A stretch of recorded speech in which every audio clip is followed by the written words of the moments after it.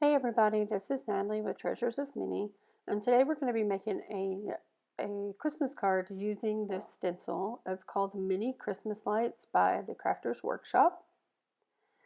And I'm using it a little different today than we usually do. I'm actually just going to lay it down over a black piece of paper, and I'm just going to trace out the very Merry Christmas and the lights with my pencil to where I can paint it.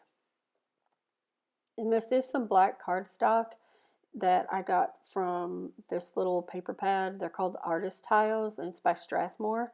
And this is just a pad of black cardstock. The paintbrush I'm going to be using is a quite expensive paintbrush, so I don't recommend you run out and buy it. But it's in a Princeton Elite number 6 round. So what I wanted to show you today these are my twinkling H2O's, and I never really used them that much because it just was kind of a pain to take them out and take the lids off and figure out which ones you want.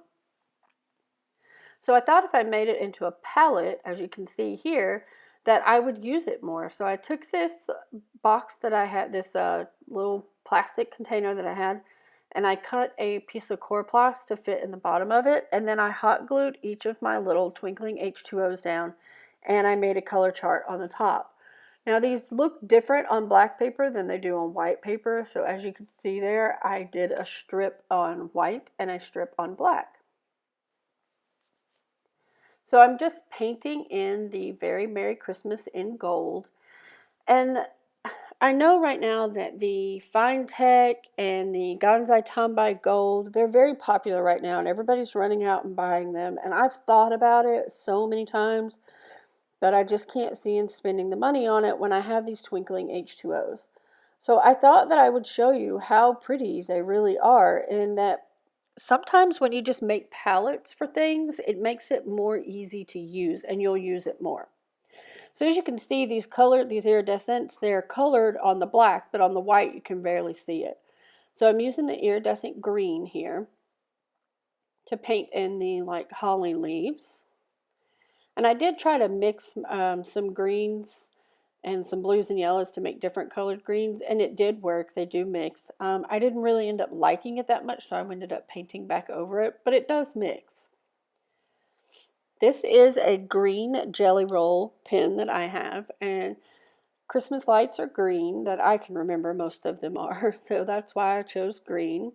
And I'm just going to go and outline the string of lights. And this little part's like the little part that the bulb goes in, and it's green as well. So I just did that. Now to make my lights and my holly berries bright, I'm actually going to use stickles, and I love stickles, but I only use them at Christmas time for some reason, and I tend to forget that I have them since I only use them during holidays most of the time. So I'm using some, it's called Christmas Red for the berries, and then I'm going to use yellow, enchanted blue, firefly green, Christmas red, and diamond for my Christmas lights. And I'm just going to repeat that pattern over and over again. And this is just gorgeous. Like, I wish the camera picked up how sparkly, shiny, pretty this all was, but it doesn't. Sorry, guys. This does warp the paper just a little bit, but, you know, I use my Tombow Mono when I glue it down to my card, and it really doesn't make any difference at all. Like, it glues down just perfect. So I'm just continuing the pattern of colors that I have. And then I'm going to take some of the pine green, and I'm just going to make like the little veins in the leaves just to give them a little texture. This is so, so pretty. And like I said, I'm using the gold twinkling H2O, and I use the iridescent green for the leaves.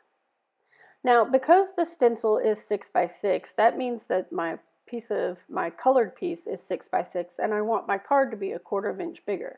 So I cut one piece at 6 1/4 by 6 1/4. Then this piece is 6 1/4 by 7 3/4. And on the 7 3/4 side, I scored it at 6 1/4. And that's going to be the flap that we're going to put glue on. and then add the 6 1/4 squared piece. And this is how you can make a bigger card. I actually learned this idea from Christina Warner. And you can make any size cards you want with this as long as you have that 1/2-inch flap. That's a little bit bigger. So now I'm going to take some Tombow Mono and I'm just going to cover the back of our piece very, very, very good. Make sure I got my card right. I have glued them upside down before. And I'm just going to lay this in here. And because the paper is a little warped, you want to make sure that you really press this down while it has time to the glue to kind of start setting. So what I like to do is I usually just turn it over on my surface because it doesn't matter if I rub the back of it. It's not going to mess up the front.